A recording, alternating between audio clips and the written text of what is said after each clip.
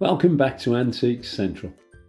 Today I thought we'd have a look at a haul that I picked up at an antiques fair for my flea market store, which may sound a little bit back to front, but I managed to find this one stall where the dealer was highly motivated to shift his stock. Now that's what you might call a bit of a honeypot, and I filled my boots, to coin a phrase. Will that get this video banned from YouTube? Hopefully not. There's about 10 items: metalware, woodenware, no ceramics and no glass. I didn't pay more than a couple of pounds per item, which is really good because when I sell them on the flea market, I'll be aiming to get between £10 to £15 per item.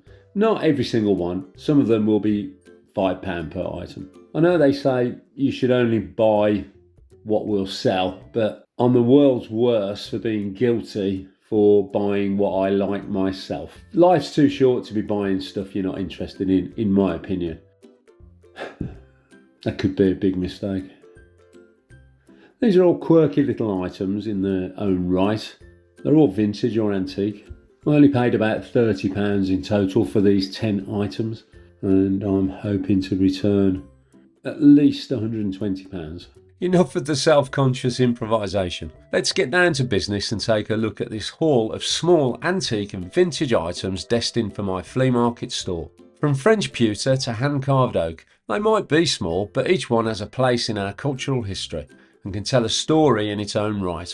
And that's what I love about them and why I think they're worthy of preserving for the future. First up is a small vintage porringer. These humble, shallow vessels, first dating back to the medieval period, served as a staple in many households and were used for serving soups, stews or porridge. Traditionally having a flat handle, just like this one which happens to be in the Celtic manner, they were also used as serving vessels for nursing the sick in hospitals. So they also played an important part in our social history as well as in our culinary past. They're still popular as gifts today and are often given as christening presents. And for once, there is a maker's mark on the back of this porringer, and it has the word étain stamped into it, which is the French word for pewter. So we now know its provenance, which will help when we come to sell it. These vintage French porringers are collectible and do have some value. So I'll be hoping to achieve in the region of £15 for it at the flea market. Next up is this really nice example of mid-20th century utilitarian craftsmanship. A simple turned wooden fruit bowl, likely to be from around the post-war 1950s-60s period. It's in really good condition with little or no scratches, and it retains its curved design and rich wood grain, which in my opinion is a testament to the skill of the wood turner. This is a good opportunity to make a controversial statement, so here goes. Just because an item was manufactured in the middle of the century does not make it mid-century modern or even mid-century design. Mid-century modern, in my opinion anyway, is a design movement, not a fixed period of time. It's like saying all items made in the 1930s are Art Deco. It's simply not the case. Art Deco is a specific design movement with a defining style and does not encompass all items made during that period. Feel free to disagree, but if you do, leave a comment with your reasons below. But please keep it constructive and polite. I know you will. We've got a great community here. Given the quality and condition of this fruit bowl, I'll be asking £15 as a minimum, but I may have to wait for the right buyer to come along. The next item is probably our first genuine antique, a pair of Victorian silver-plated nutcrackers. These functional, ornate tools were not only practical and reversible, but would also have served as symbols of both status and refinement during the 19th century. The detailing in the handles, that actually helps your grip, hints at just a little touch of opulence that embodies the lofty aspirations of the middle classes during the Victorian period, or at least that's what I like to think. So even these simple little nutcrackers have a story to tell, which is why we should never shy away from buying and selling them. Either way, you could definitely crack a decent sized nut using this little bad boy. Given their age and the fact they're collectible, I'll be asking around £15 for these silver-plated Victorian nutcrackers. Out of nowhere, we have this seemingly mundane utilitarian stowaway. A vintage or possibly even antique steel flat-headed screwdriver with a curious bone ring embellishment on the steel shaft. The eye-catching addition of bone to the cold hard steel creates an intriguing design contrast and in my mind sparks curiosity about its origins and previous owners. Is it purely decorative or is there a functional purpose for the bone ring? If you're an engineer and you know the answer, let me know in the comments below. When dealing with otherwise unspectacular items like this, I like to wonder how they were used and by who.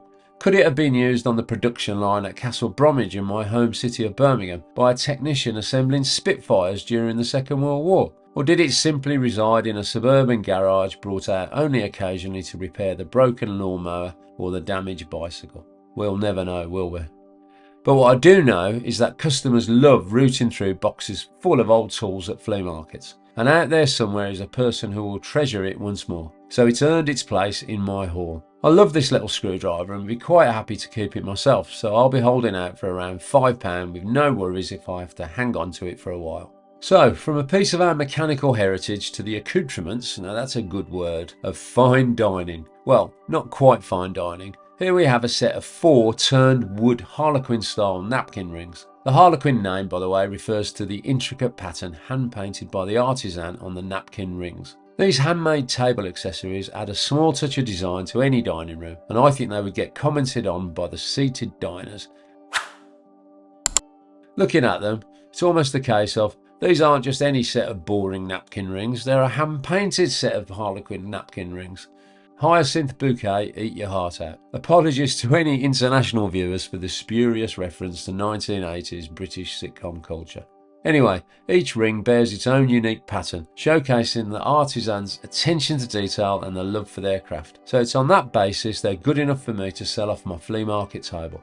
I'll be aiming for around £10 for these napkin rings, but it might be a bit of a push to achieve that.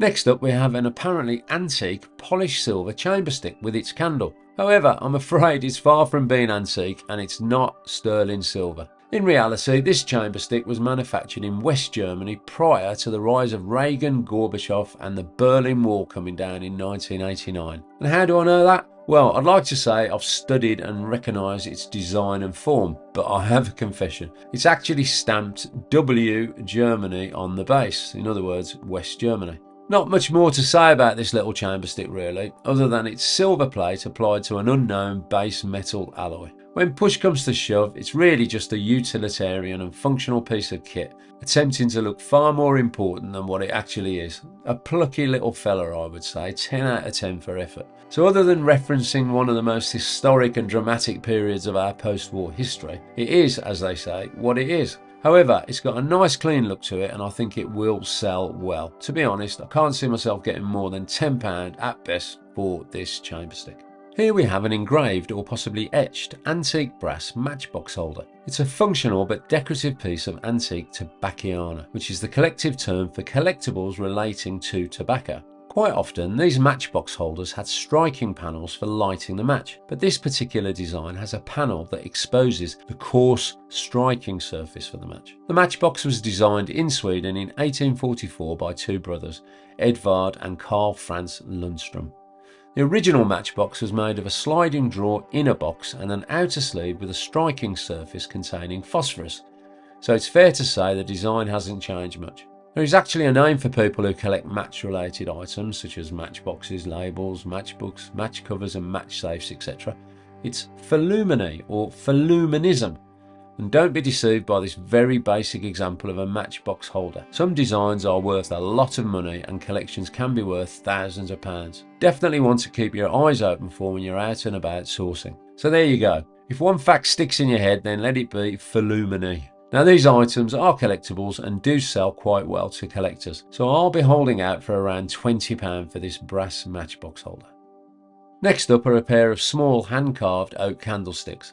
These rustic candlesticks remind me of the folk art traditions of the Black Forest region in Germany, but I can't say for certain that these candlesticks are Black Forest, so I definitely can't sell them under that name. But they're certainly in the manner of that type of carving and stand a chance of at least being German. To be honest, I'm not sure either way. If you look closely, they do have a primitive carved floral design, but your typical Black Forest carving will feature forest animals and nature, such as bears or stags. So the jury's still out as far as I'm concerned. Although my verdict, if pushed, would be they're not Black Forest. Still, An attractive pair of small candlesticks that would stand up nicely in a country cottage or farmhouse setting. I'll be aiming for around £10 for these candlesticks at the flea market. Almost at the end of the haul now, and from one side of the world to the other. It's a hand-carved piece of primitive folk art. This lovely little artisan-made duck is probably a piece of tourist wear and has most likely made its way across the ocean in a traveller's suitcase or backpack. When I first bought it,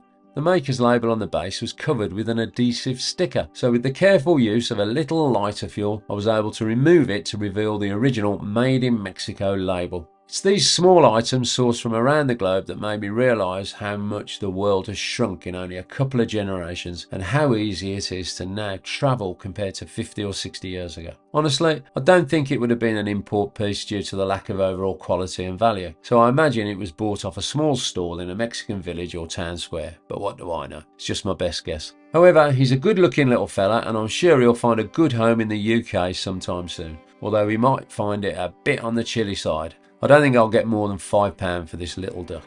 Finally, we have a curious little novelty item. In fact, it's one of which I've never seen before. It's a small, bordering on miniature, vintage brass gong with its tiny striker set on a wooden base. I've done the magnet test on all the component metalware and it's solid brass, which is usually a measure of at least some kind of quality.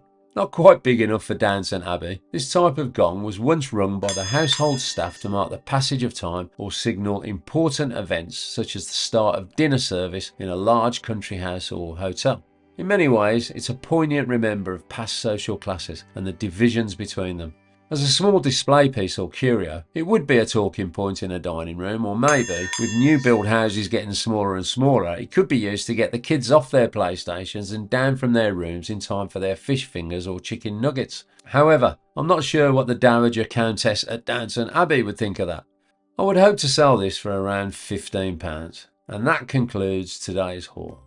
Thanks for watching, and if you are still here with me, please like, comment, share and subscribe to support the channel and the community. If you're a new subscriber to the channel, please let me know where in the world you're from and I'll add you to our digital subscriber list that should be scrolling across the bottom of the screen as I speak. But as ever, take care, stay safe, and wherever you're from in the world, I'll see you next time.